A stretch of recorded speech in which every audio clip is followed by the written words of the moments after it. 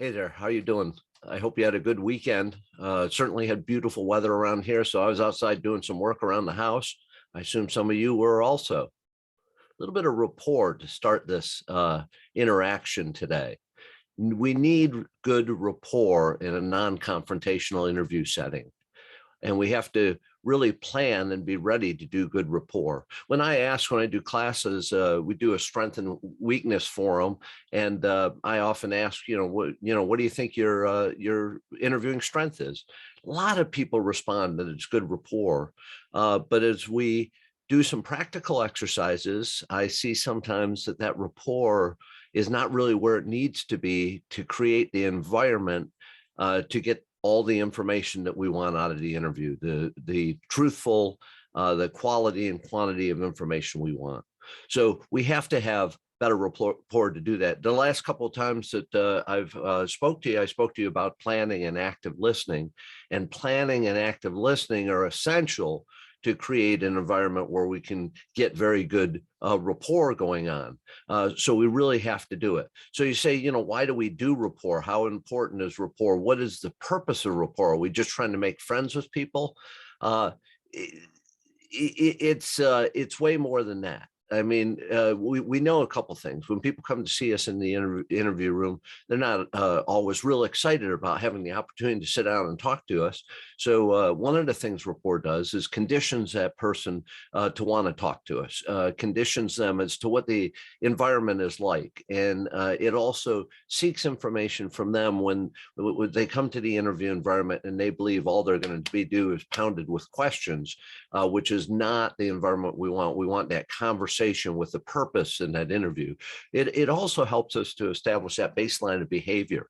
What does this person look like when they speak to us? Each person is unique in that regard, so we have to establish that baseline of behavior. Remember, the rapport begins immediately. If you have this cranky attitude even before you start the interview, and then you wonder why you can't develop some sort of interaction and commonality with this person. Well, you kind of started that up front by not coming with a positive attitude, not coming with quality rapport. So it starts immediately. We also know from research that rapport establishes trust. It establishes trust when we have honest and open communication. So we want to do that. We also know that during rapport, we want to find those areas of commonality, because commonality creates trust also. It increases our likability. Because a lot of times what we're doing is outside the stereotype of what people expect in the interview room. And it also generates credibility. I speak on the subject of reciprocity a bit. And when you share with others and they share back with you, this reciprocal relationship generates credibility when you're upfront and honest about the things that you're talking about. So we know that people like to talk to people like themselves. And rapport affords us the opportunity to build that commonality. So we must seek those opportunities to do it. It's not just at one place of the interview, it's throughout the interview where we want to use rapport as necessary, sometimes to control the temperature in the room. It moves us from being viewed as an adversary to being more likable as it conditions that person to talk to us.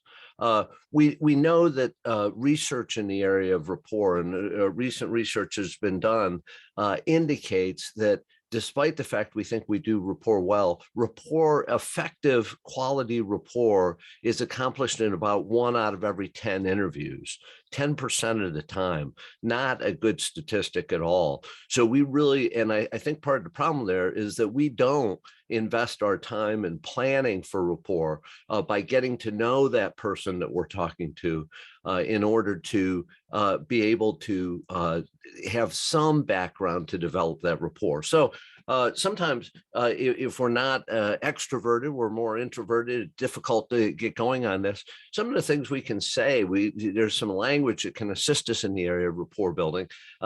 Things like, I'm seeking your assistance on, we need help with clarification on, we need your assistance to resolve.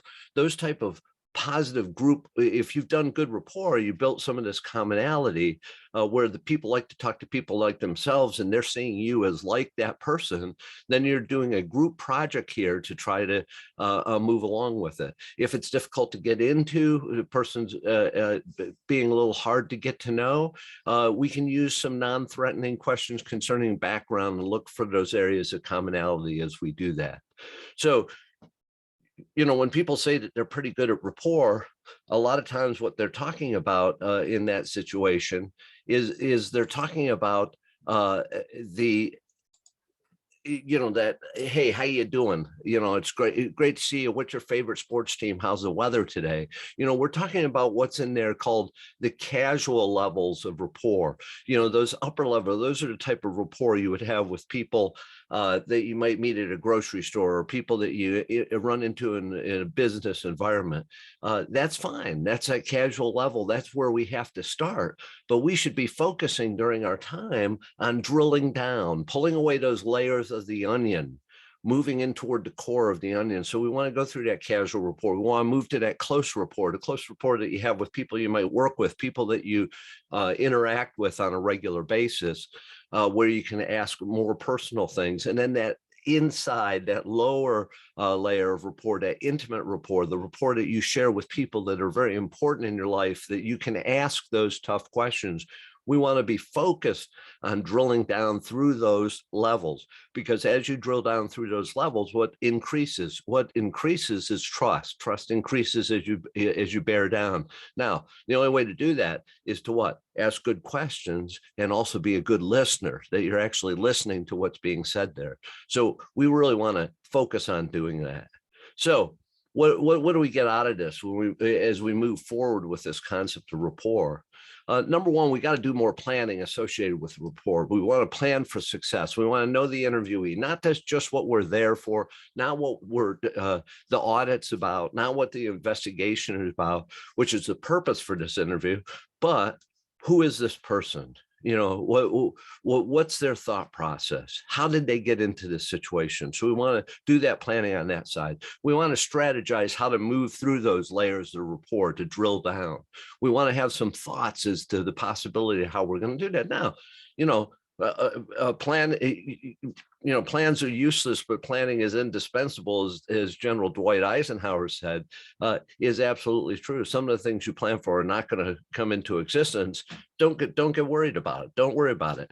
So use your rapport to explore questions and themes. How am I going to approach this as I go? Rapport is a good place to test that stuff out and see if it's going to have any effect as you go through the interview. Invest with active listening and an attitude to understand. That you're actually there with the desire to understand where this person is coming from. Your frame of reference, your worldview is not all that important in the interview room. Understanding theirs is. And we're going to use rapport throughout the interview. I'm going to use it to control temperature. I may say something that upsets the person or takes them off course. I'm going to reestablish rapport to move beyond that. So some things that we can do, some pretty things that we can easily do to improve the way we go about doing rapport. So with that being said, hey, if you want more information on this issue of rapport, I've done a Maximizing Rapport. It's a trilogy of rapport subjects in an ebook format.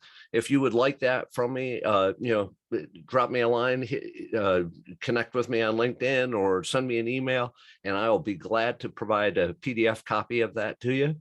Appreciate your time looking at this issue of rapport. Think about how it's related to those last two topics I talked about of active listening and planning.